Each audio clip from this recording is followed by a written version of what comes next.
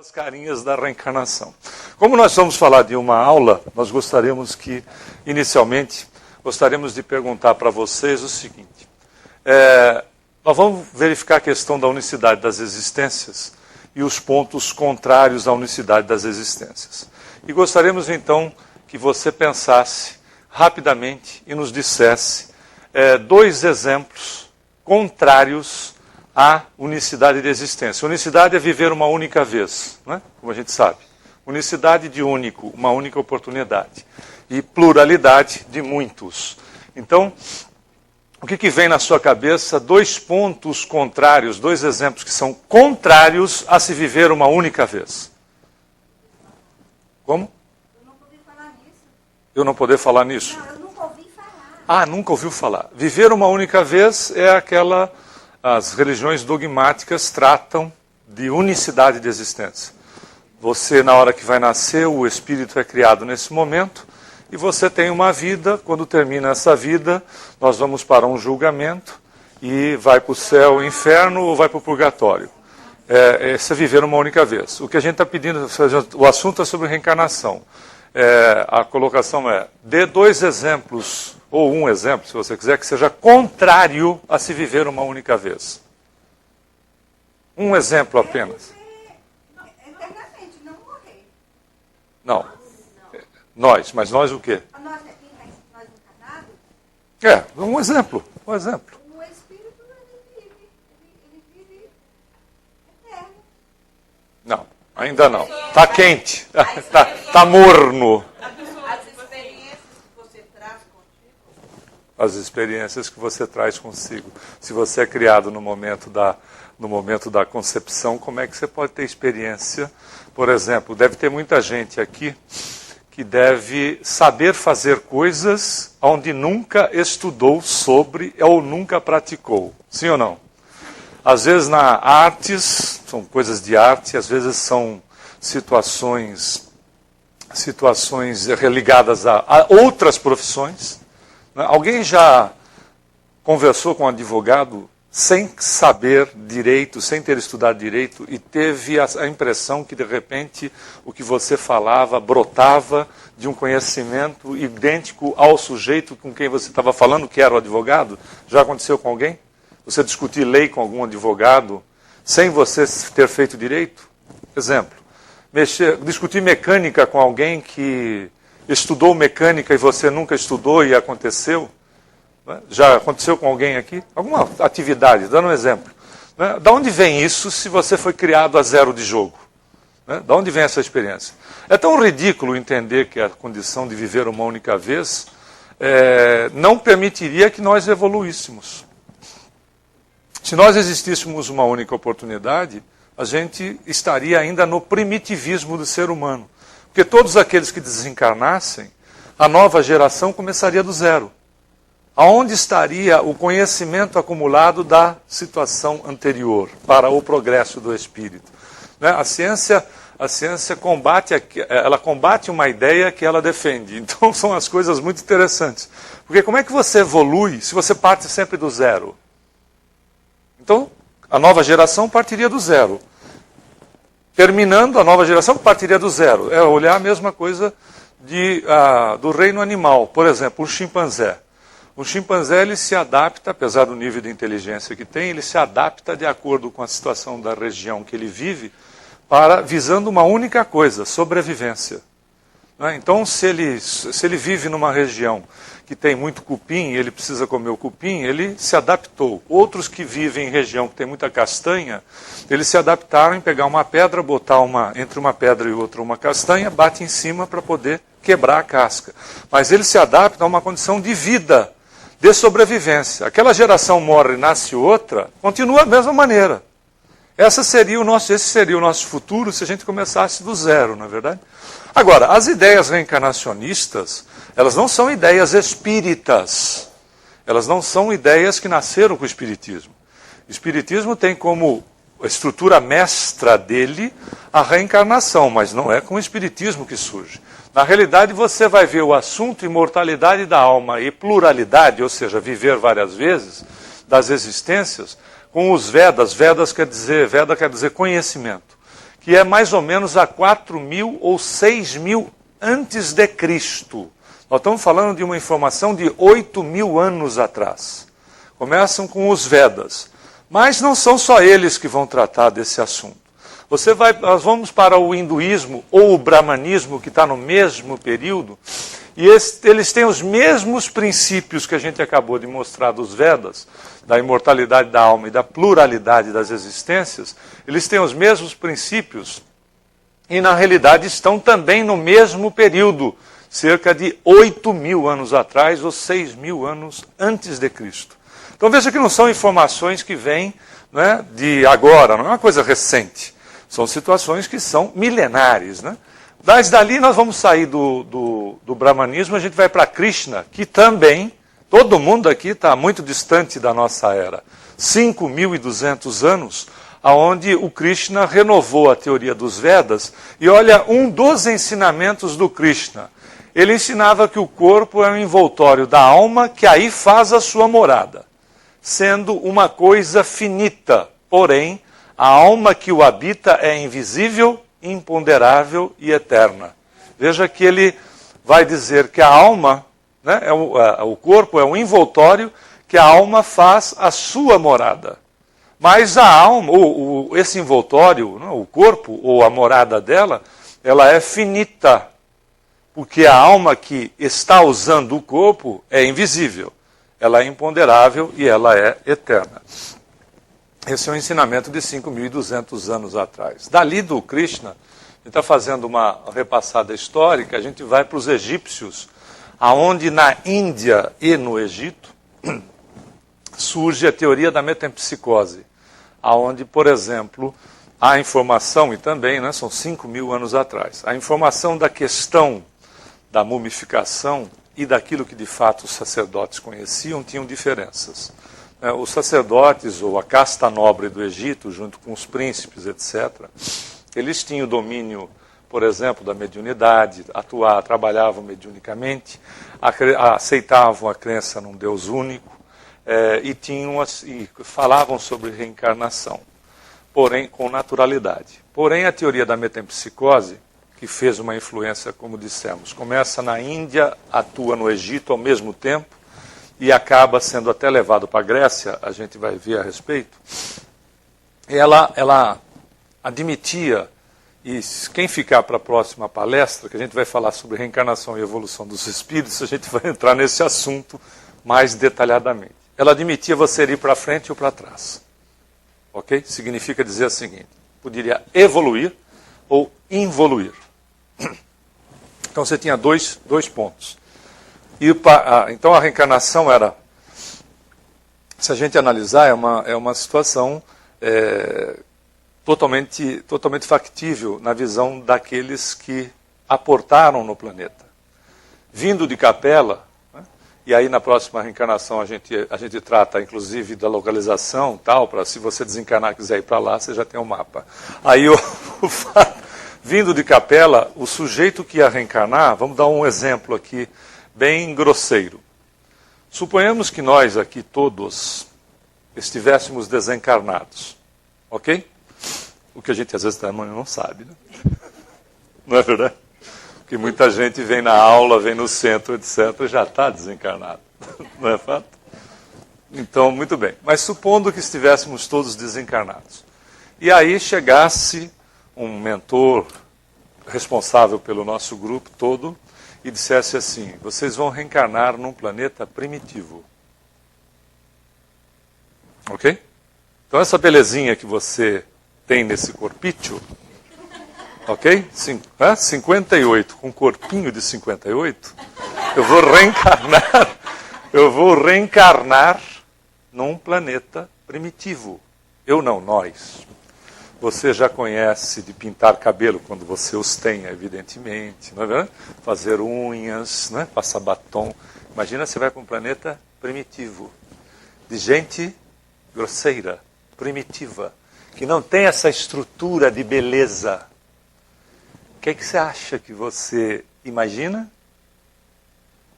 Olha a Bíblia, olha a Bíblia. Vivíamos no paraíso. Né? Olha, a Bíblia ela é verdadeira figurativamente. Porque ela tinha que falar para povo que não tinha uma visão que a gente tem. Mas ela, se você...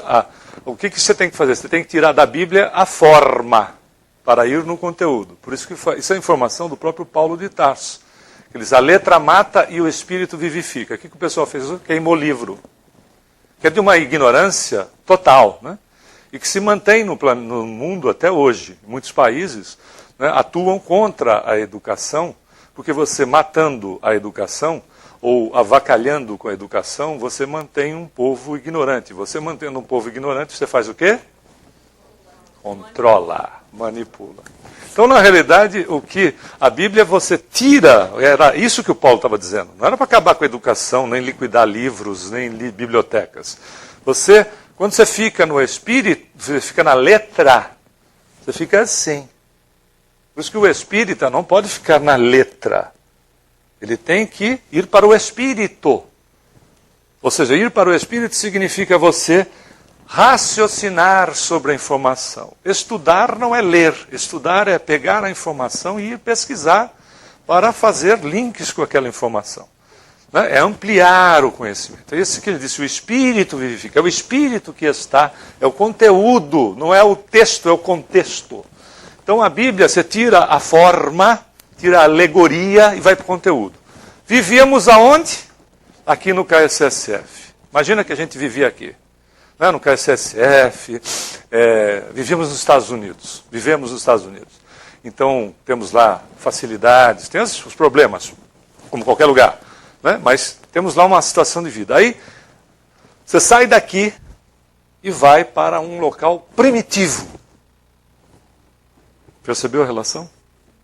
Eu estava no paraíso, mas eu só tinha inteligência. Eu só era inteligente, mas não era bom. E o planeta precisava passar por uma alteração. E eu não me adapto mais. Então eu comi do fruto do conhecimento. Inclusive, existe o porquê que a Eva comeu a maçã. Você não sabe? Porque a serpente ficou lá instigando ela a comer. E ela não aceitava. E finalmente a serpente disse assim para ela, eu te dou tudo que o mundo tem. Ela disse, não quero. Eu te dou todas as joias, as marcas de grife, os carros, etc. Ela disse, eu não quero.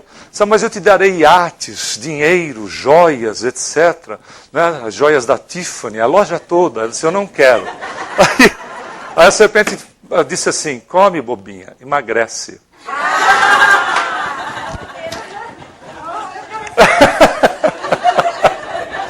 Ponto. E aí, você comeu do fruto da sabedoria, entendeu? Só tinha inteligência. E aí Deus te expulsou do paraíso. E você reencarnou aonde? Na Terra. Num local primitivo. O que é que você fez? Em corpos de animais. Você fez o quê? Foi para trás. Quando, na verdade, isso não pode acontecer. Por que não pode acontecer? Porque a estruturação do perispírito, uma vez conquistada, não significa que o perispírito não seja deformado, porque ele pode, sem problema, porque o corpo é plástico, da mesma forma que a gente deforma o corpo. Né? Por exemplo, um indivíduo alcoólatra, ele demonstra numa organização fisiológica o produto que ele usa durante muito tempo. O indivíduo que come muita carne, é carnívoro, ele chega a demonstrar no organismo físico aquilo que ele come durante muito tempo. Não é verdade? Pela sudorese, etc. Pela situação de uma maneira geral. Você vai demonstrando no corpo aquilo que você tem como hábito alimentar ou como a questão do hábito mental. Você vai alterando o corpo, para melhor ou para pior. Por isso que o Sócrates disse, toda mente que for sã, o corpo será são. O contrário é verdadeiro. Então, na realidade, uma vez você pode deformar o perispírito, que é um corpo plástico, como o nosso corpo físico mais rudimentar também pode ser, mas não na mesma intensidade, porque não é tão plástico quanto. Mas uma coisa é a situação de deformação de invólucro, de vestimenta, que você pode rasgar a roupa. Outra coisa é a conquista feita sobre o processo. Uma vez conquistado esse patamar que a gente está, nunca mais você sai dele. Você pode ficar nele, o tempo que você quiser, mas nunca mais você sairá dele. Porque a conquista realizada no espírito está refletida no campo mental dele, que reflete no seu corpo. Porém, o corpo, sendo mais grosseiro, sendo mais plástico, pode ser deformado. Mas a conquista que está no espírito, ninguém te tira. Por isso que saber não ocupa espaço. Não é? Lembra dos tesouros de Jesus? Ajunte aonde a traça e a ferrugem não corrói. Isso é sabedoria. Ele não disse assim, jogue tudo para cima. Viva miserável, seja um infeliz. Ele não disse isso. Ele disse só a questão de nós usarmos das coisas com sabedoria. Conquiste tudo que você tem direito, mas saiba que tudo que você tem direito é alavanca para o tesouro verdadeiro. Em cima daquilo que você conquista, você trabalha de maneira a solidificar coisas que você leva. Era isso que ele estava dizendo em outras palavras. Então, por exemplo, o trabalho constitui numa situação de exercício. Eu trabalho muito, ganho muito dinheiro, né? Supondo que seja esse o caso. Supondo que a sua profissão te dê muito dinheiro. Ótimo, fantástico. Você vai poder viver bem? Deve. Não tem problema. Né? Aliás, isso foi o mote das religiões protestantes. Né? Foi por isso que esse país está do jeito que está. E o mote do catolicismo é exatamente o contrário. No catolicismo você fica miserável, infeliz, pobre, etc., e você agrada a Deus. Não é isso? O protestantismo diz assim, você trabalha bastante, ganha bastante dinheiro e ajuda a igreja. Está vendo? Um é massa de manobra apenas, o outro já diz, vamos fazer. Mas esse ponto da profissão que a gente está dizendo, você cria o quê quando você trabalha? Qualquer trabalho, dentro de casa, né, para a pessoa que está no lar ou fora dela. Qualquer trabalho traz um fator chamado disciplina. Disciplina através da rotina, paciência através da rotina, né, ou seja, são os tesouros que a criatura... Quando a gente trabalha revoltado, além da gente, de repente, não ganhar dinheiro, ainda, ou não ser feliz, evidentemente, né, mesmo que esteja no lar, é infeliz. Além de ser infeliz, você ainda não acumula tesouros, a não ser os de infelicidade. Veja como a sabedoria do Cristo era fantástica. Bom, entendeu aí todo o esquema? Os caras acreditavam que ia para trás, ou que ia para frente. Quanto melhor, vai para frente, pior, ia para trás. Porque estava relacionado com esta figura que era a saída de um planeta, de uma situação melhor, que foi o exemplo que a gente usou aqui do KSSF.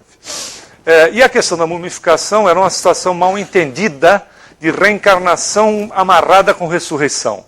Você voltaria para o mesmo corpo. Então, preservando o corpo, você evidentemente estava lá. Você imagina o que deve ter de espírito ainda amarrado em determinada múmia. Porque o cara centraliza o foco, esse meu corpo. Né? E você pode ter. Mas é milenário, isso não importa. A questão de tempo não importa, não é verdade? Você tem processos obsessivos que você pode estudar no André Luiz que chegam a mais de 1000 anos. O indivíduo para naquele tempo e ali ele vive. E aquela realidade é realidade mesmo para ele, porque ele constrói isso. Mas vamos em frente que ainda tem mais coisas. Olha os ensinamentos achados no Egito, em templos egípcios. 3000 anos antes de Cristo. Antes de nascer, isso achado num escrito, num hieróglifo, numa pirâmide, que eram os túmulos dos faraós. Né? Antes de nascer, a criança já viveu. A morte não é o fim. A vida é um evento que passa como o dia solar que se renova. Tem mais.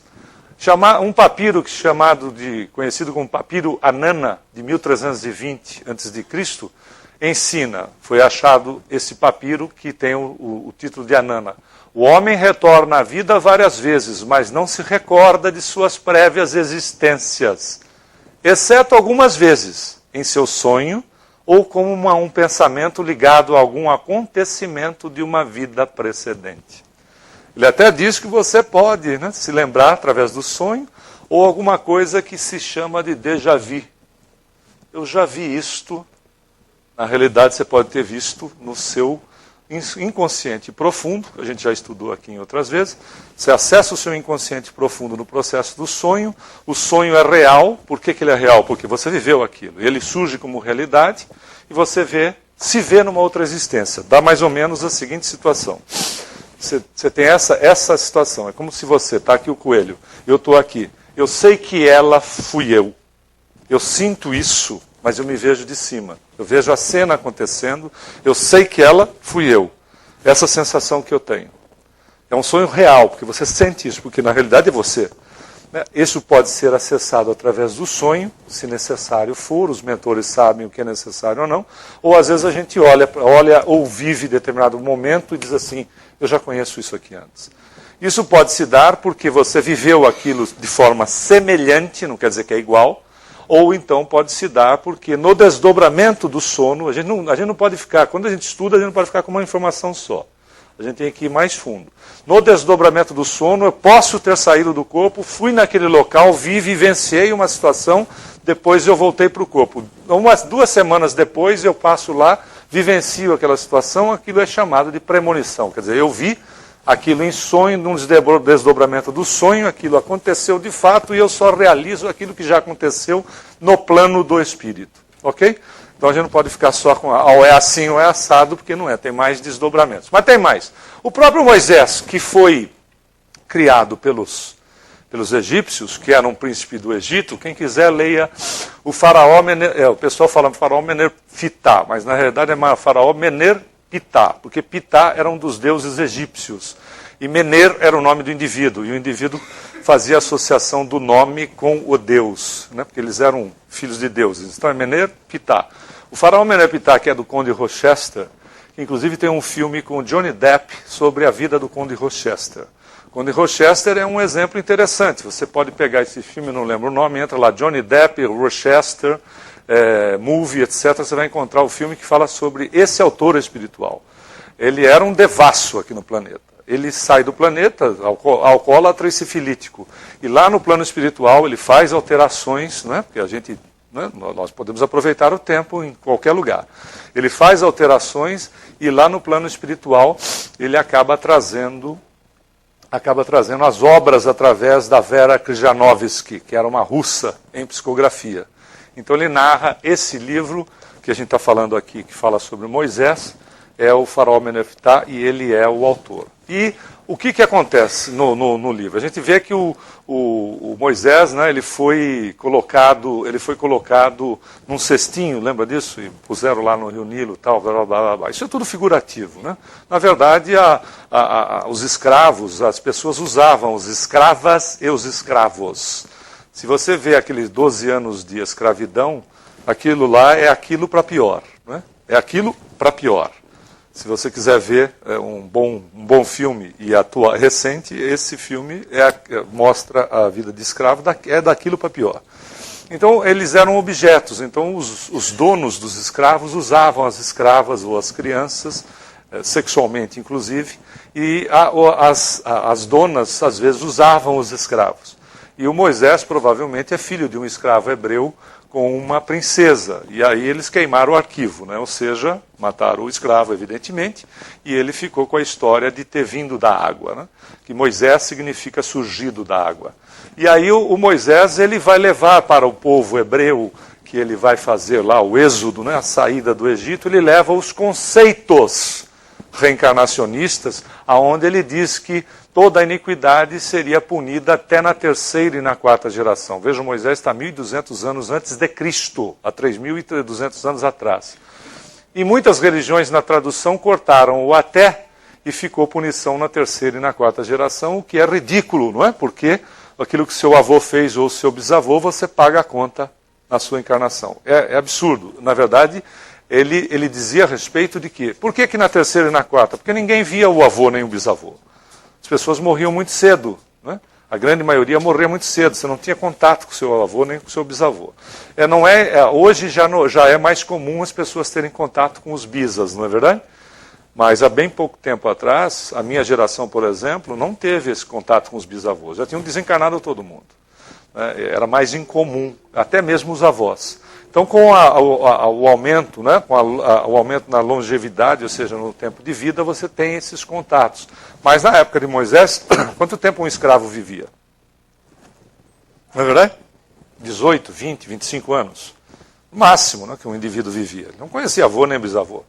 Era muito incomum. Então, a relação está, você será herdeiro de você mesmo. Ou herdeira de você mesmo. Isso é uma realidade. Aquilo que você fizer é a tua herança. Aquilo que você pensa e faz é a tua herança, de bem ou de mal. Você vai levar isso. Okay? E como é que eu faço para mudar? Da mesma maneira que a gente pode, não é? Inteligentemente a gente abre o guarda-roupa. Sabe quando você abre o guarda-roupa e vem aquele bafo de naftalina? Você guarda as roupas esperando a moda voltar? Aquela camisa você não vai usar mais. Porque aquela camisa, quando você colocar, o cinturão de acúmulo de fluido vital aqui já vai estar mais inflado. E aí ela vai ficar com respiro. Já viu aquelas camisas que ficam com respiro? Já viu? Fica assim com aqueles respiros. Aí fica ridículo, porque fica aquela camisinha sendo com aquela coisa, né? O radiador aberto aqui. Não é fácil? E aquela calça que você quer colocar, não é que o zíper fique em V. Para fazer aquela coisa subir, não sobe, estoura o zíper, aquelas coisas todas. Isso aí, então, o que você faz? Você tira aquilo, diz assim, vou doar isso. Lava, costura, põe botão, porque ninguém é obrigado a usar trapo. Não é? E doa. O que você está fazendo? Reciclando, renovando. Não é verdade? Renovando. O que significa? A minha caminhada eu posso renovar. O que está no baú, eu tiro o pato para fora e começo a colocar coisas novas. Eu posso fazer isso? Deve. Quem não faz isso não é inteligente. Não é verdade? Porque ser bom é ser inteligente. Quando você não é bom, você está usando a inteligência contra você mesmo. Isso é uma realidade. Quanto melhor você for, não é o teu patrimônio, mais reciclado você está. Reencarnação serve para isso, senão você está perdendo seu tempo. E vai depois lamentar. Não vai? Quer dizer, eu sabia. Não fiz. Por quê? Porque não quis. Porque na realidade é assim, eu não fiz por causa desse, daquele. Bobagem. É porque eu não quis. Porque quando a gente quer, ninguém segura. É ou não é a verdade? Ninguém segura. Quando a gente quer, é que nem paixão. Não é? Quando a gente quer, ninguém segura. Esse é o ponto.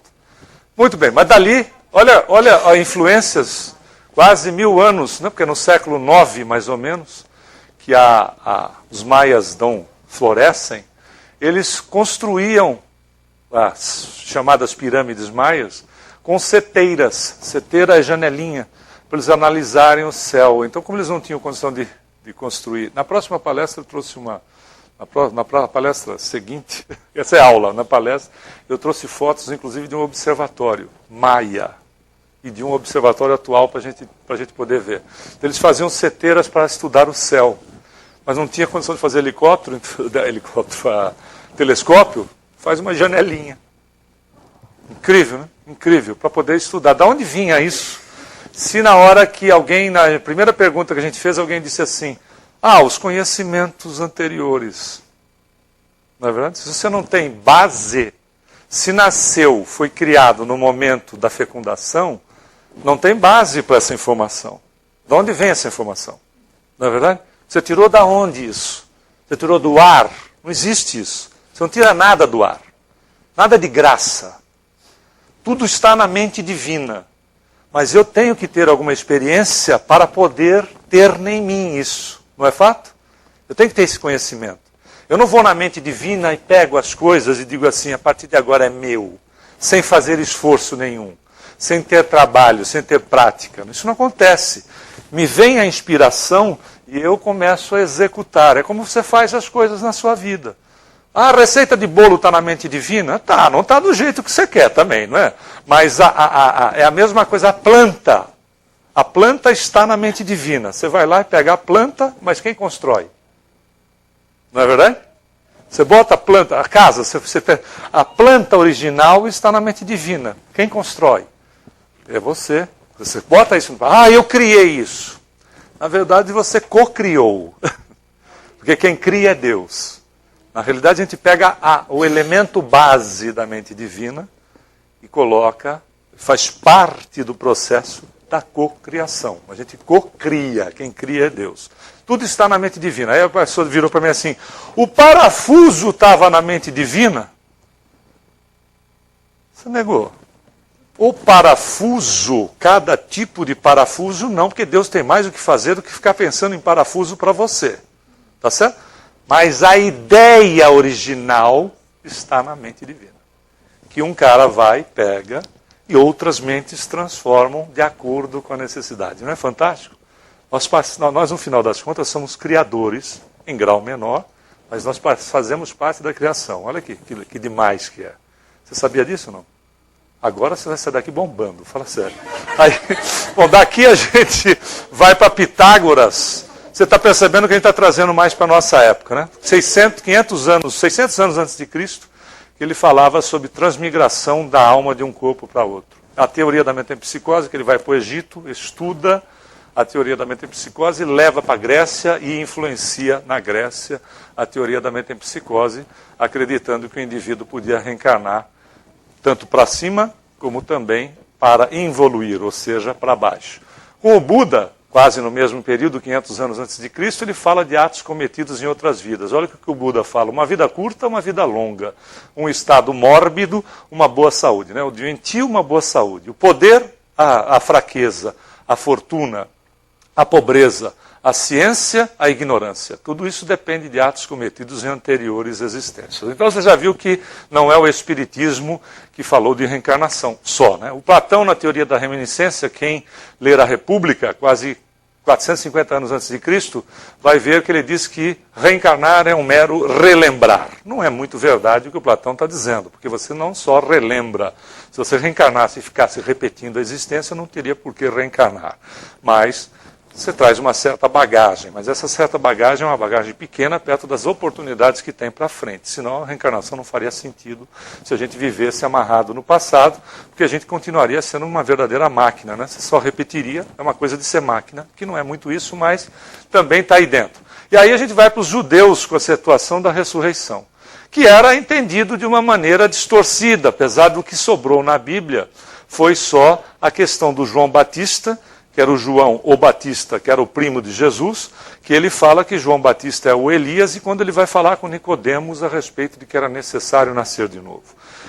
Jesus é distorcido logo depois, né? alguns 3 séculos depois, mas durante o período que o cristianismo estava ainda na sua essência, que são quase 300 anos, um pouco menos, os cristãos faziam trabalhos mediúnicos, tanto é que as cartas de Paulo, você tem indicações da mediunidade, quem quiser estudar, a primeira epístola, ou primeira carta aos Coríntios, capítulo 12, 13 e 14, que ele fala sobre mediunidade, a palavra mediunidade não existia, ele fala sobre dons, e depois ele fala sobre o uso desses dons, e depois ele fala sobre a caridade, em relação à questão da utilização da mediunidade. Que ele disse, se eu falasse todas as línguas e não tivesse amor, de nada adiantaria. Quer dizer, ou seja, não adianta você ser médium e não ter amor nenhum, não adianta você querer ser isso ou aquilo e não ter amor naquilo que você faz, porque de nada lhe adianta.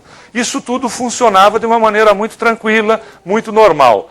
O próprio Orígenes, um dos pais da igreja, a gente vai até as 11h30, né? Que horas são? Até as 11h? Ah, sim. São 10h10 agora, né? A gente vai até às 11h. Ah, tá bom, ok.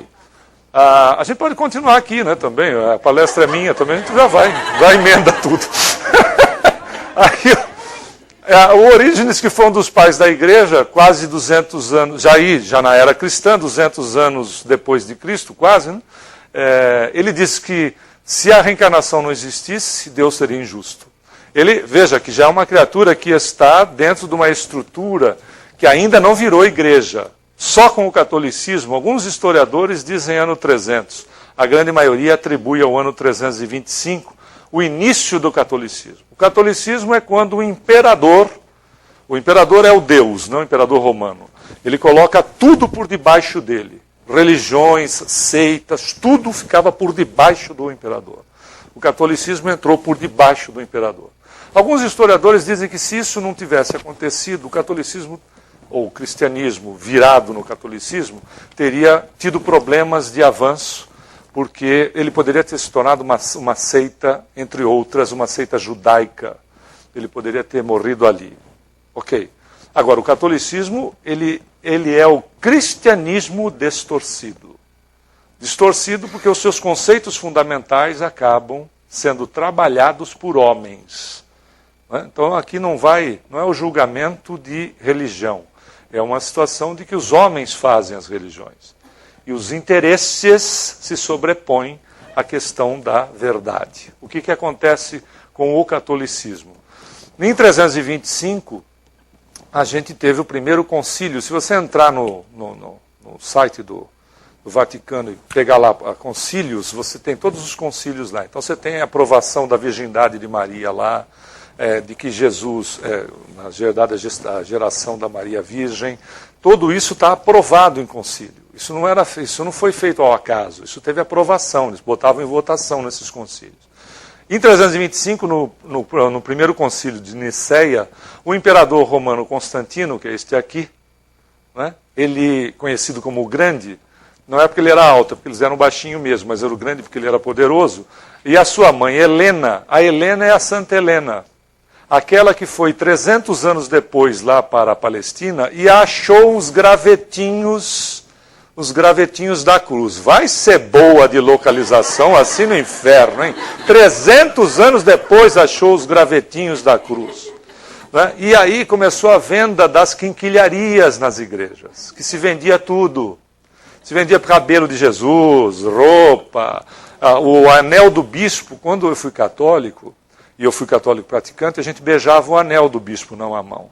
Porque no anel do bispo, dentro do anel, tinha uma lasquinha da cruz de Jesus. Nossa, eu dava cada beijoca. Eu não queria largar a mão do bispo. O bispo assim, né? E eu, moleque, eu queria aproveitar aquilo, porque quando é que eu ia beijar a cruz do Cristo de novo? A gente vendeu quinquilharias aos montes. Não é eles. Quem estava metido nessa história? Você acha que eram eles que estavam metidos nessa história? Ou nós estávamos metidos nessa história, não é verdade? Aí o que eles fizeram? Eles suprimiram, mandaram tirar as informações a respeito da reencarnação no Novo Testamento. Sobrou João Batista, que ninguém entendia muito, e o Nicodemos. Foi o que sobrou. O resto tiraram tudo. Esse aqui é o Constantino. Deve estar reencarnado aí como expositor espírita agora, dizendo que não é nada disso. Não é verdade? De jeito nenhum. Deve ter sido coisa pior. O fato, depois desse cidadão aqui, a coisa piorou, porque aí teve a Teodora, que era a esposa do Justiniano, o outro imperador, que no segundo concílio de Constantinopla, em 553, ela influenciou o imperador para transformar a crença na reencarnação, em heresia, ou seja, o concílio validou o ato de Constantino e declarou que passava a ser herético o conceito da reencarnação. Era pecado, era errado. E tinham 165, tinham 200 e poucos bispos para votar.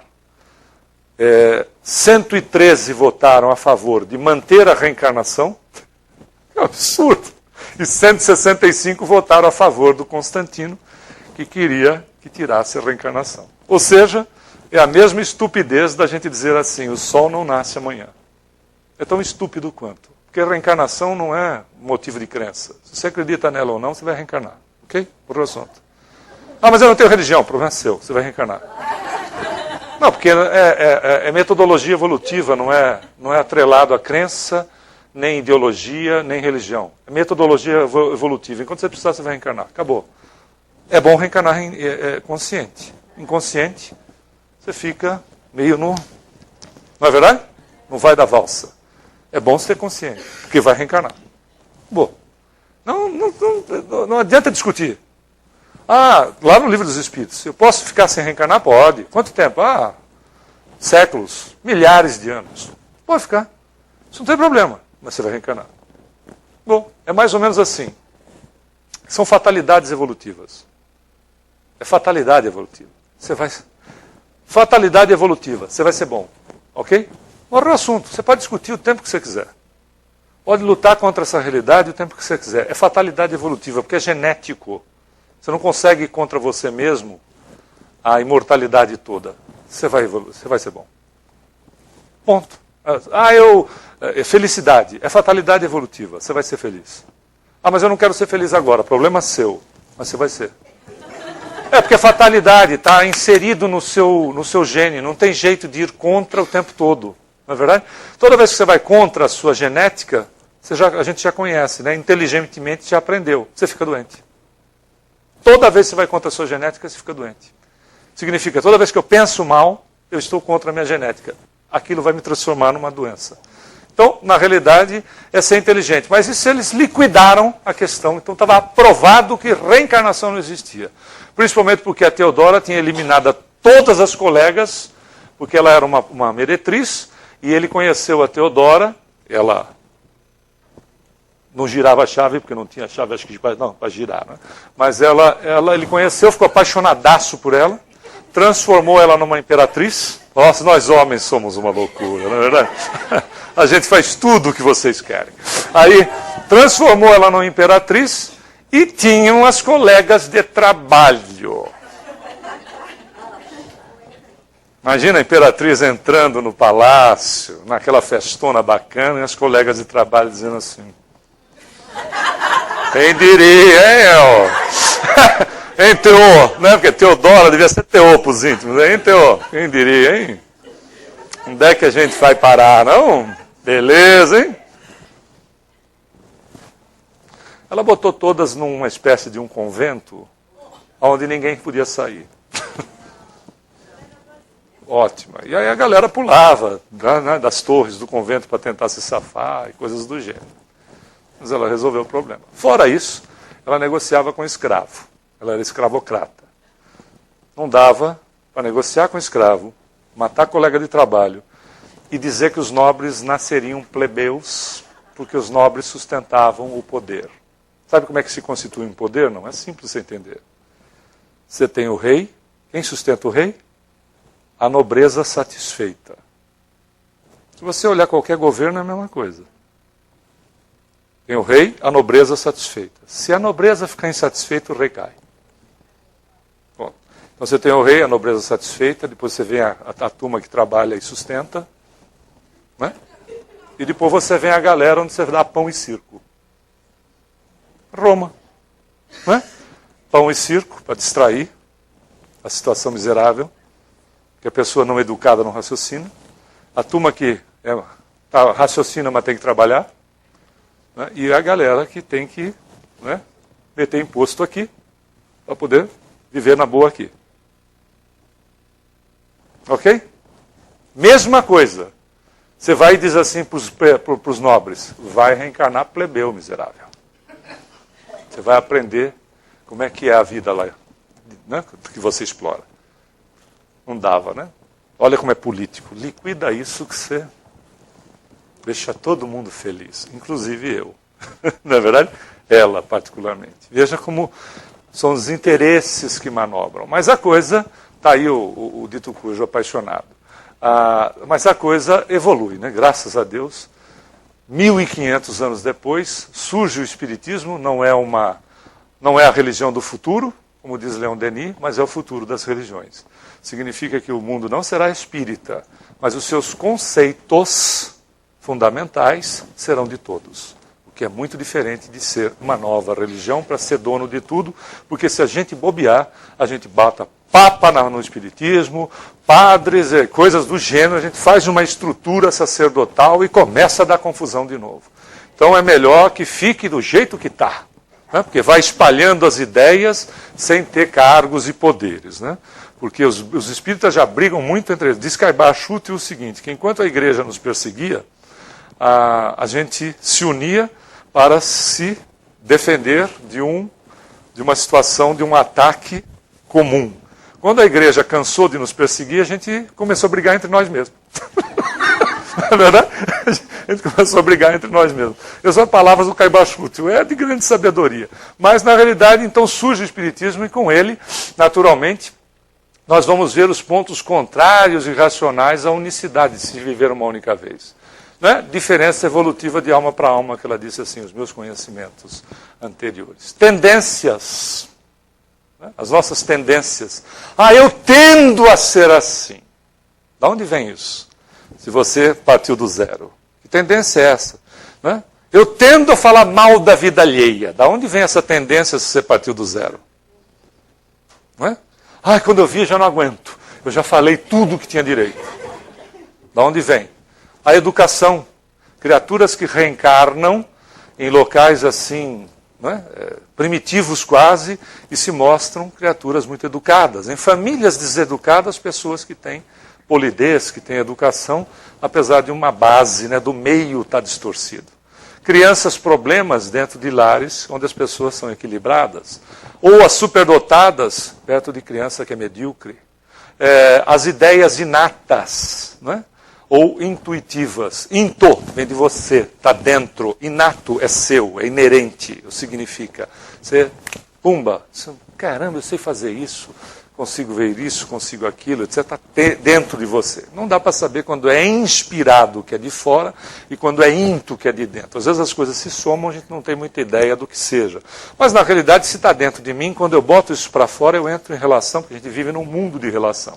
Eu entro em relação com outras mentes e posso engrandecer esta minha ideia inicial. Tá certo? Você tem uma ideia que ela vai fazendo, obrigado, ela vai fazendo assim, ó. Não está gelada não, né? Ela vai se desdobrando, você já percebeu isso? Você tem uma ideia sobre um projeto, ela vai fazendo assim. Por quê? Porque a gente tem a ideia inicial e entra em contato com mentes, né? E dali a gente vai incorporando mais informação. E selvagens e homens civilizados, né? Como é que pode haver essa situação? Riqueza e miséria, morte prematura, saúde e doença, defeitos físicos, criaturas más que despontam mais em certas situações e pessoas honestas que vivem frustradas. Onde você vê, às vezes, criaturas fazendo verdadeiros absurdos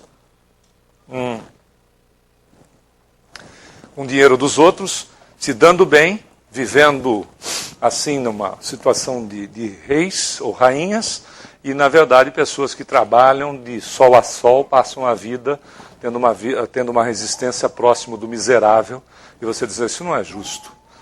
A gente não entende o processo, né? Claro que existe o livre-arbítrio, tá certo? O mundo não é só uma resposta das criaturas, o mundo é livre-arbítrio. As pessoas podem explorar as outras. Ah, mas veja, tudo tem um início, né? Aquilo que se faz tem um início, você pode começar a fazer agora. Tanto do bom, de bem, quanto de mal. Tudo tem um início. Ah, eu trouxe de outras existências. Bobagem, você pode começar agora. Tá certo? Você pode começar um processo agora. Se não fosse assim, a gente não melhoraria nunca, né? Porque a gente seria um simples repetir. Lembra da teoria das reminiscências do Platão? Você seria um simples repetir. Aquilo que eu fiz errado, faz de novo. Eu não vou sair disso. Tudo bem que ele é um círculo, por vezes, vicioso. E aí a vida faz assim, ó. Presta atenção. Percebeu isso? Quando você está no círculo vicioso, a vida faz isso. Presta atenção. Você dá aquela... E aí, de qualquer maneira, é doença, é um problema, é alguma coisa que faz assim. Presta atenção. E aí você diz, pô, estava... Por quê? Porque a gente, né? Repete. Você vive círculo vicioso. Você começa a andar, é que nem cachorro correndo atrás do rabo. Fica fazendo assim. E aí, se não tiver alguém que diz, para, você não para.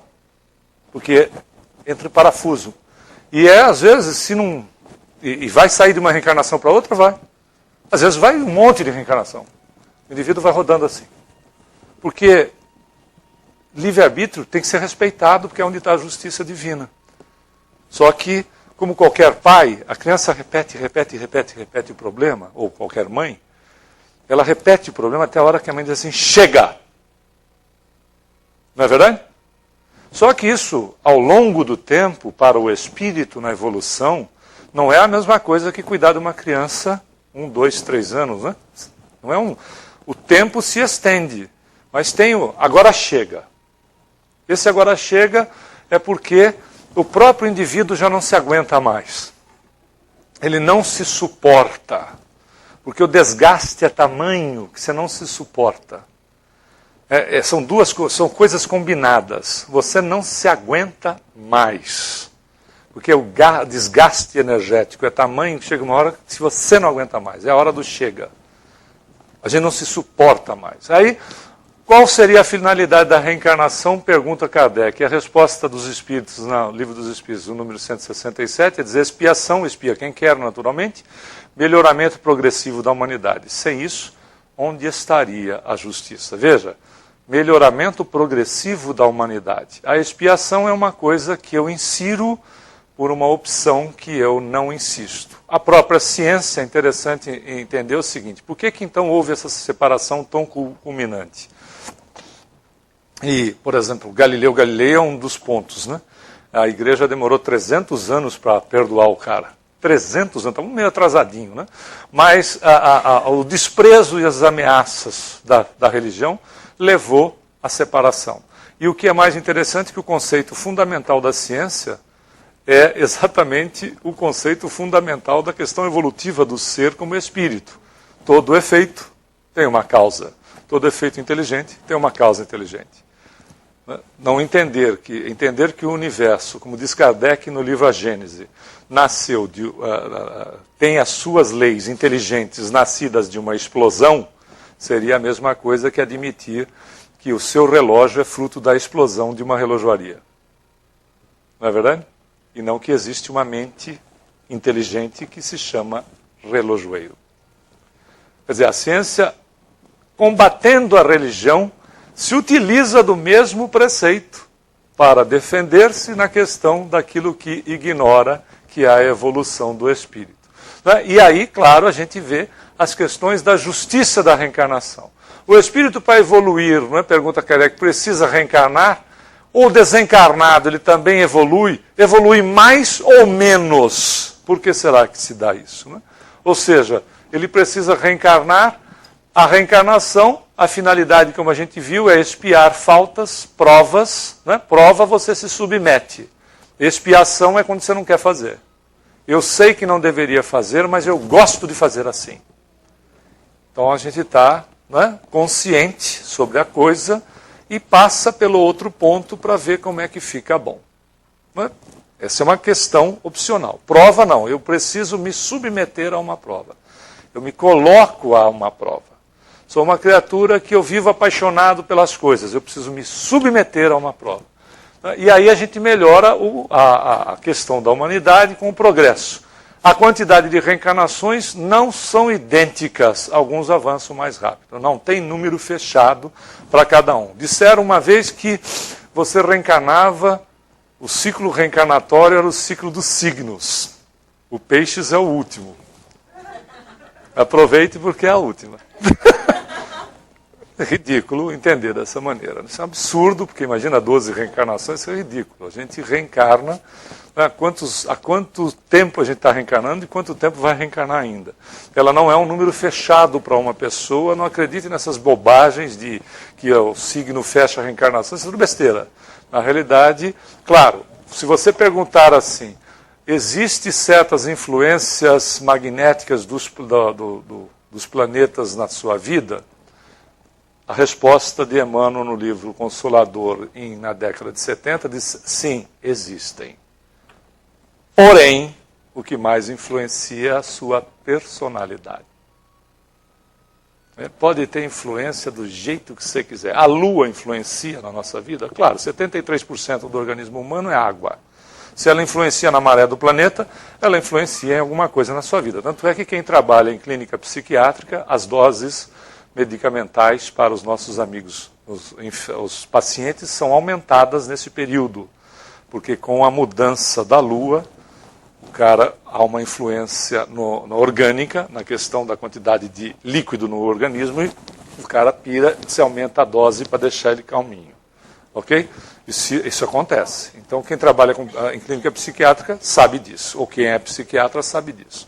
Agora, querer dizer que esta influência, estou usando só o efeito da Lua, esta influência define a tua vida, desculpe se essa conversa mole para boi dormir. Né? Ou então, se você preferir mais polidamente, é conversa flácida para bovino ressonar. Aí o ponto é, isso não faz a sua personalidade, você é que dá o tom em relação à sua vida. E, naturalmente, a reencarnação explica, então, tudo aquilo que a gente acabou de colocar. Né? Os aleijados, os doentes, os miseráveis, os famintos. E acaba a figura do Deus de Moisés, que era cobrador, tirano e imperfeito, e substitui-se o olho por olho, o dente por dente. Naturalmente que o olho, por dente por dente, para os juristas, já foi, há 3.200 anos atrás que está localizado Moisés, já foi um grande avanço para a humanidade, porque ele era restritivo no direito. Se você me cortasse um dedo, eu não tinha direito a tirar a sua vida. Eu tinha direito a te cortar um dedo. Então, ele estava restringindo o direito do outro. era um avanço no direito da época. Nós estamos falando de 3.200 anos atrás. Né? A gente há de convir que... Porque era assim, você me causava um prejuízo, eu ia lá e matava toda a tua família. Então eu já não podia mais. Eu tinha que estar limitado a pagar com você a questão do prejuízo. Né? Não só. Não pense que o nosso país é a pior coisa... mas não é a pior coisa do mundo, tem coisa pior ainda. Né? Mas... na realidade, ele restringia o direito do outro na desforra. Era cruel, mas cruel dentro de uma situação, né, que as pessoas podiam entender. Porque, na realidade, a própria religião, se a gente vê, ela, né, vai fazendo assim também, vai ampliando. Quer dizer, quanto mais primitivo, esse Deus é tirano. Né? É um Deus cobrador, é um Deus que castiga, é um Deus que perdoa. Que é tão injusto quanto aquele que castiga. Não é verdade? Deus perdoa? Todo mundo diz assim, claro que perdoa. Não, não perdoa. Deus castiga? Não, não castiga. Porque tanto um lado quanto o outro é injusto. A gente pode voltar nesse ponto. São oferecidas, então, novas chances aos que falharam. Olha a realidade. Você falhou, tem problema. É uma nova oportunidade. Reencarnação é isso. Por isso que no nosso estágio evolutivo a gente ainda não lembra o que foi. Por uma razão simples, porque a gente ainda não tem capacidade de assumir ou de suportar aquilo que fez, não para o outro, mas para nós mesmos. Por exemplo, olha que coisa tão simples, não precisa ter problema com o outro. Você olhar para trás e ver o tempo que você perdeu. Não é frustrante? Seria uma frustração, você dizer, eu podia estar num patamar melhor e estou nesta geringonça aqui, porque eu fiquei empurrando com a barriga aqui para baixo. Não é frustrante? Sabe o que aconteceria conosco? A gente se frustraria tanto que nós seríamos um bando de depressivo. Que nós entraríamos em depressão. Você olha, o que é depressão se não, claro que não são todos, mas a grande maioria é o que está aqui atrás. Né? Que não se resolve por alguma maneira, não é só de reencarnação, pode ser um problema atual, que não se resolve de qualquer maneira, e a gente vive uma situação, né, de profundo abatimento com aquilo que está aqui atrás. Você já imaginou se a gente olhasse para trás e dissesse, eu podia estar no patamar aqui e estou aqui, porque eu fiquei empurrando aqui atrás. Qual seria a situação? Enfermidade, provavelmente uma depressão enorme, que não faria a gente ir para frente. Quebrando essa estrutura da lembrança, a gente consegue trabalhar melhor partindo do zero, né, que dá essa impressão. E aí todos nós vamos tender à perfeição, naturalmente relativa, porque a perfeição absoluta só é de Deus. Deus sempre será o pintor, nunca, né, nós sempre seremos a pintura, nunca o pintor. Nós seremos sempre a obra, mas a gente não entende o que seja a perfeição quando olhamos, por exemplo, para Jesus Cristo. Será que Jesus Cristo é o máximo da perfeição ou ainda existem patamares evolutivos? A gente não tem a menor noção do que seja evoluir como um espírito crístico. A gente não tem noção do que significa evoluir estando como um espírito crístico. Será que o espírito crístico é de um planeta? Muito bem, mas será que tem um espírito que é responsável por um sistema? E depois por vários sistemas? E depois por uma galáxia? E depois por várias galáxias? E depois por um universo? E depois por uma dimensão? E assim sucessivamente? Porque a evolução tende ao infinito. A gente não tem noção de infinito. Como é que a gente vai... Se a gente chegar a Jesus já está bom, né? Não precisa... vai dar muita mão de obra. Dá muita mão de obra. Imagina, você está pendurado numa cruz, ainda preocupado com a sua mãe, olha, né? A mãe está viúva, então deixa eu acertar aqui, eu pendurado na cruz. Deixa eu acertar, e não pendurava prendendo o pezinho embaixo, não, que não é mentira. Pendurava pendurado, não tinha lugar para apoiar.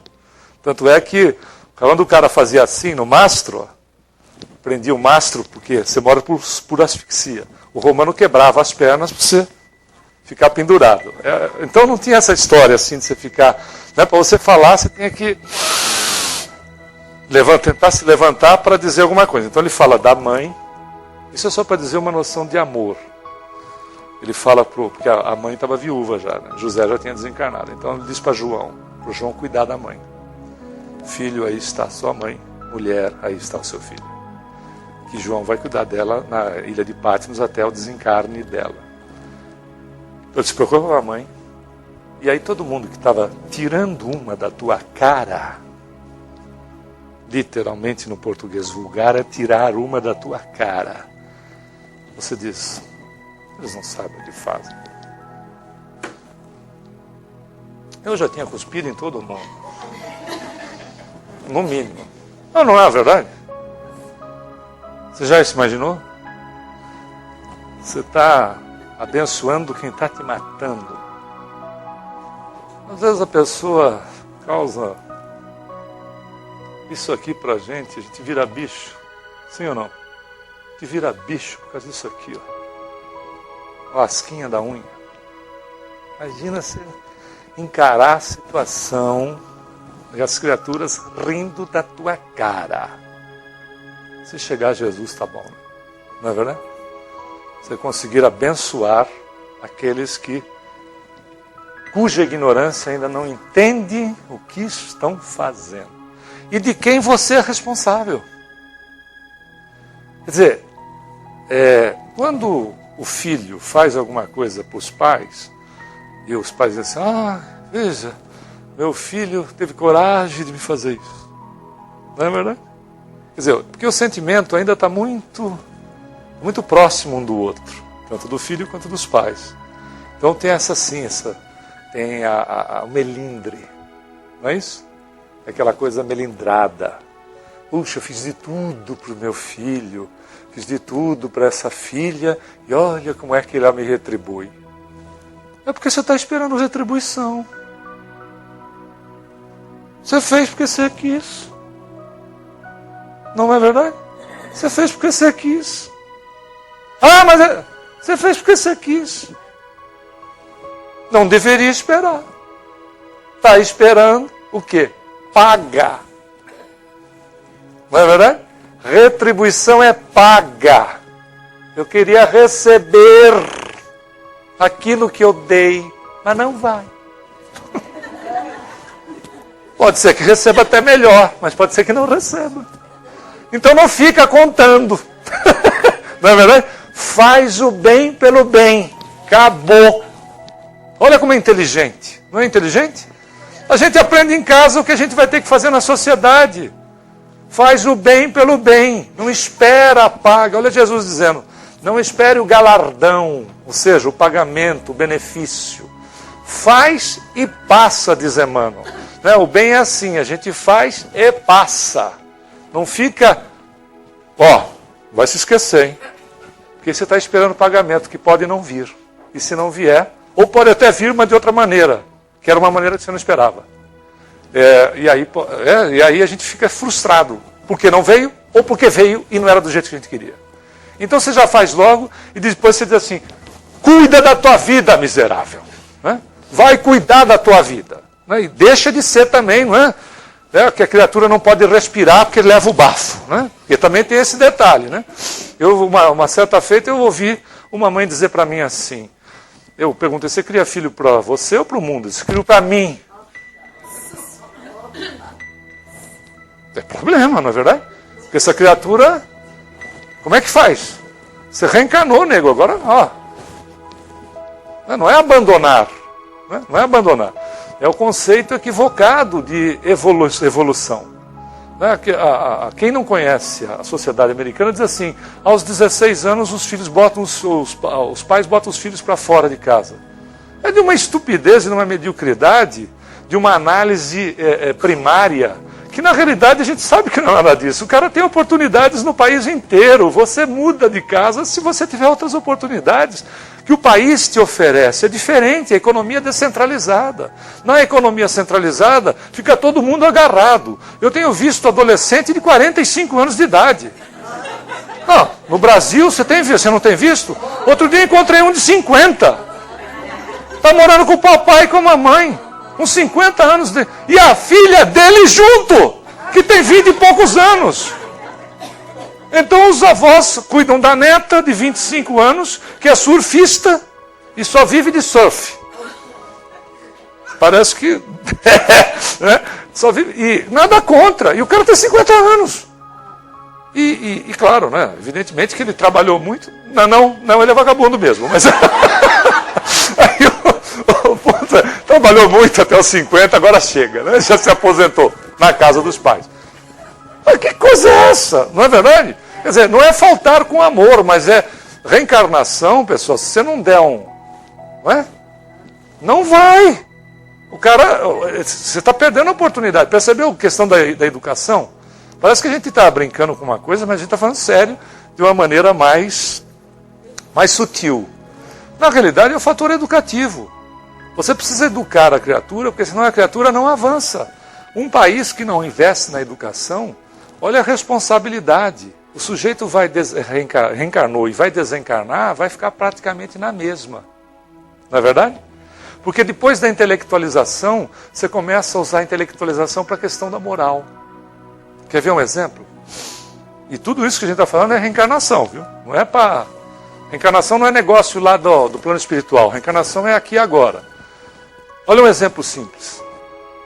Dizem, certas línguas dizem assim, o brasileiro não sabe... Não é o brasileiro todos, né? Isso é uma expressão generalizada, não é verdade. O brasileiro não sabe reivindicar.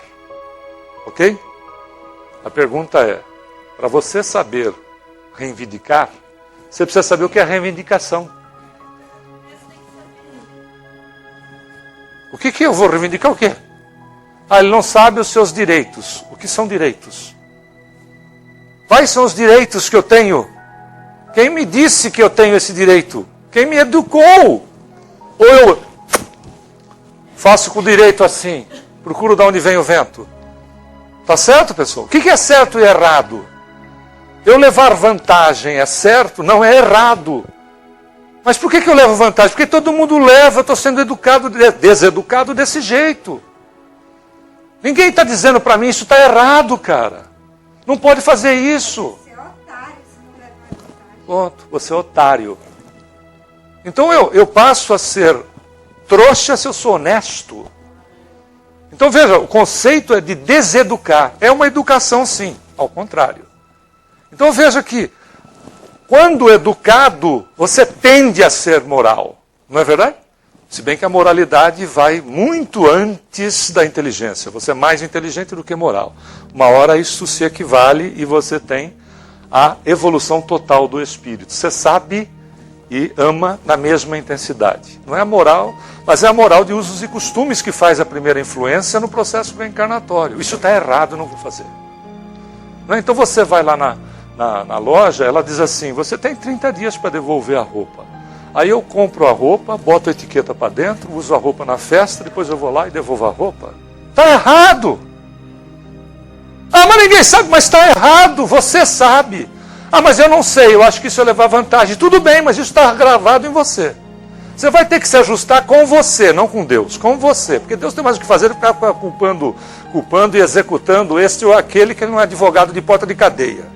Ok? Ele não vai ficar lá executando açãozinha de meia boca. Isso aí não tem nada a ver, isso está inserido na criatura. Uma hora eu me confronto comigo mesmo. Por isso que serve reencarnação. Por isso que reencarnação serve. Eu trombo comigo e me olho no espelho. Diz, pô, mas que coisinha medíocre que você é. Não, compadre. Porque eu não vou falar o que o outro é medíocre. Eu vou falar que eu sou medíocre. Eu preciso arrumar essa mediocridade minha. Não é? Porque aí, com consciência, eu estou sendo infeliz porque eu sou medíocre. Não é verdade? A infelicidade está literalmente ligada à mediocridade do ser. Quanto mais medíocre, mais infeliz. Por quê? Mas o cara está vivendo bem. Diferente. Ele vive ilusoriamente aquele pedacinho aqui, achando que está bem. Achando, porque ele não tem visão mais ampla. Quando ele amplia a visão, diz assim, olha as bobagens que eu tenho que consertar aqui. Mas e essa galera que eu prejudiquei? Faço o que agora? Esse povo já evoluiu. Bom, então, eu tenho uma nova chance? Tem. Então eu vou fazer em memória deles. Não é legal? Aí você faz o quê? Se eu sou um médico que tem uma clínica abortiva, não adianta eu querer me abortarem.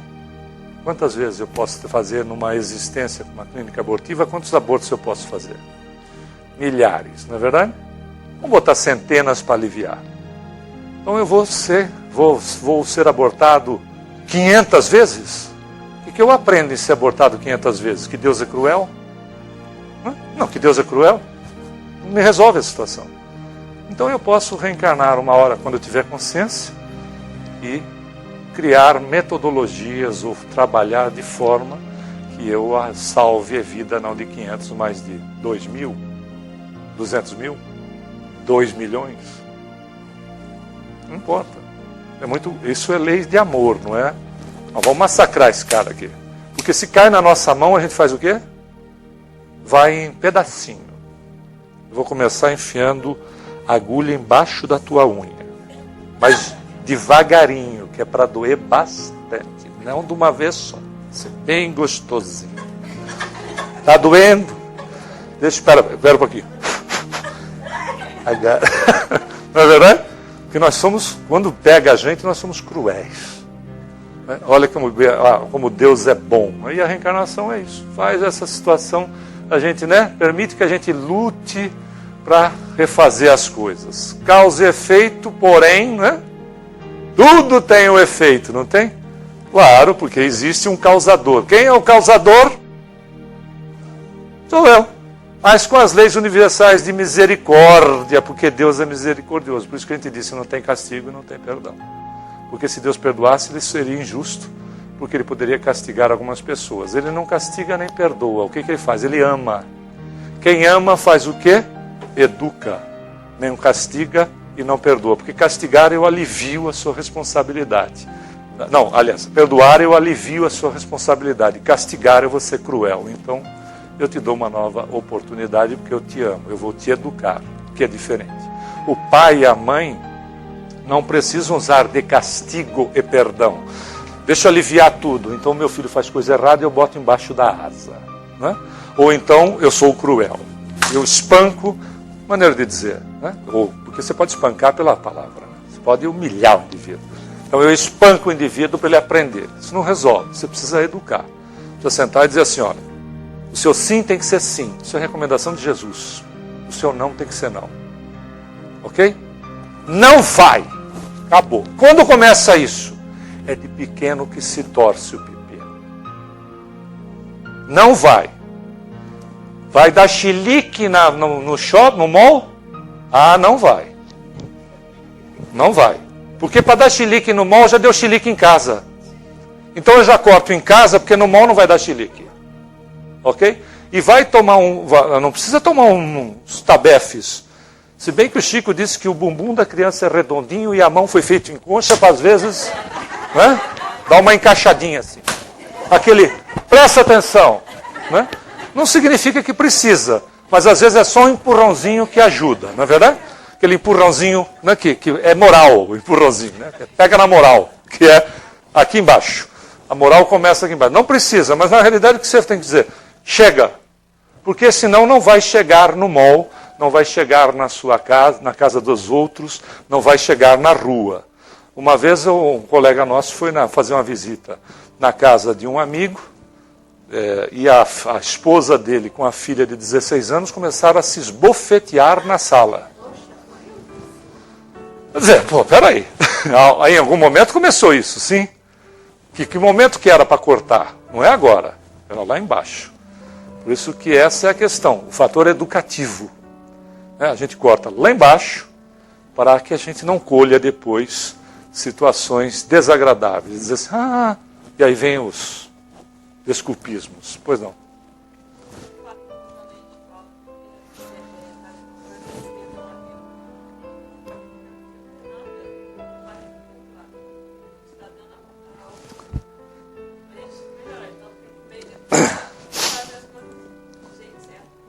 O pedido de perdão a Deus, na verdade, é um momento de conscientização da criatura. Não é? Me conscientizei que eu fiz errado. Mas o Livro dos Espíritos, Allan Kardec diz no Livro dos Espíritos claramente, não basta reconhecer o erro. É necessário fazer alguma coisa para... Ou refaz a situação, e se não dá para refazer a situação, você faz o quê? Faço melhor. Porque certas coisas não dá para refazer.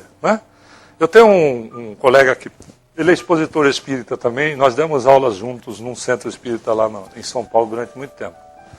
E ele teve lá um entreveiro com um cidadão que morava no interior. O cara era de Piracicaba. E aí ele foi até Piracicaba para pedir perdão para o sujeito. E o sujeito escorraçou de Piracicaba. Aí ele voltou de Piracicaba, ele gastou dinheiro para ir voltar e ainda não teve o perdão do cara. Aí ele, dramático que era, meio italiano, dramático, aí, assim uma mistura de italiano com mexicano, você imagina a novela que dá. Aí, de uma parte eu conheço bem, que são os italianos, os mexicanos nem tanto. Mas o fato é, ele voltou arrasado, porque o cara botou ele para correr de Piracicaba. E ele disse, e agora? Eu disse, cara, fique em paz com você. Ore pelo indivíduo. Ore por ele. Não é? Quando um dia ele despertar, ele vai perceber que você é amigo dele. Você orou por ele. Você quebra essa relação e faz melhor para os outros. Faça até em memória do cara. Não é? Mas então pedir perdão para Deus é um momento de conscientização. Eu me conscientizei. Senhor, pisei na bola. Porque conversar com Deus não tem formalidade. A gente bota formalidade porque a gente tem melindre. Não é? Geralmente assim, amantíssimo Senhor da vida, queridíssimo Jesus. Acho que Jesus é, ai, que papinho. Não é verdade? Se a pessoa chega para você, como é que você chama? Tânia. Queridíssima e amantíssima Tânia. Ó, compadre. Acorda. Ô, Tânia. Não, Tânia, eu arrumei uma confa, não é verdade? Eu estou no mato sem cachorro. Dá para você me dar uma força? Senhor, eu estou que estou. O senhor sabe. Me ajuda, porque eu não sei sair do buraco que eu cavei. Que eu me enfiei dentro. Eu não sei sair. Eu preciso de ajuda. Quando você faz isso, quer reconhecer, a ajuda vem assim. Eu vou jogar a corda, mas você vai ter que subir. É esforço. E na hora que você subir, você vê a luz de novo, é o que o Emmanuel diz sobre a prece. A prece não resolve. A prece é como acender a luz num quarto desarrumado. É fantástico. Ele não mostra, ela não faz o que você, né? A arrumação do quarto. Mas ela mostra o que você tem que fazer. Não é fantástico? Você acende a luz do quarto e diz assim, que bagunça! Mas você acendeu a luz. Está mostrando o que eu preciso arrumar. Então, na hora que a gente sai do poço e atingiu a luz de novo, diz, bom, agora, deixa eu ver o que eu tenho que arrumar. E a reencarnação funciona para isso aí. Não para Deus ficar, porque não é incomum, às vezes, a gente ouvir o seguinte, a gente reencarna para pagar. Isso é uma mentira. A reencarnação tem sinônimo de aprendizado, educacional. Paga quem quer. Ok? É opcional. Sofre quem quer. Ah, mas é que sofre quem quer. Sofrimento é opcional. Prova a gente tem, sofrimento é opcional. Ele é opção. Então, inteligentemente, quebre essa opção na sua vida. Quebre essa opção. Não existe sofrimento de transferência. A gente só empurra para o outro aquilo que não admite em nós. Não é verdade? Eu sou assim por causa sua. Mentira, você é assim porque você é assim. Porque você gosta de ser assim. Não é verdade? A gente se vicia em nós mesmos. Nós somos hábeis em nos viciar em nós mesmos. Realmente, a viciação em nós mesmos é a viciação de vítima. Olha, eu sou coitadinho. Não é? A viciação de vítima. Você está fazendo assim comigo, bem que a minha mãe falou. A sua mãe não falou nada, a sua mãe só enxergou antes de você, criatura estúpida. E estava te dando uma dica. Abre os olhos. Claro que as mães e os pais os pais com as filhas, as mães com os filhos, evidentemente que funciona a questão do processo evolutivo, onde o animal está mais próximo do hominal. E o que faz a fêmea? Protege os machos. Né? Porque é instintivo. O macho que eu protejo é o macho que me interessa para a procriação. Só que isso se estende para os filhos. Né? A mãe protege as crias. Geralmente a cria macho. Os pais, a cria fêmea. Na minha filha ninguém põe a mão. Né? Agora, na filha dos outros, o filho dele pode. Muito bacana. Não é verdade? Essa é a situação. Quer dizer, tem que quebrar essa estrutura, naturalmente. Né? Não é? Senão fica complicado. Né? Porque aí, quando aparece o namorado, o pai faz uma análise do cara. Se tiver um fio fora do lugar do cabelo, não serve. E a mãe é a mesma coisa. É raro a mãe gostar do namorado, da namorada, e é raro o pai aprovar o namorado. Você chega, dá aquela geral no cara, assim, anda em volta, né, dá aquela olhada, aí depois que olhou tudo, cheira o cara. Né? É o próprio leão tomando conta da cria. Não é verdade? É. Próprio animal tomando conta da cria. Dá aquela cheirada, dá aquela analisada, e aí a pergunta fatal: o que você faz da vida? Já está na hora da gente cuidar da nossa. Muita paz a todos. Vamos fazer a nossa prece de encerramento.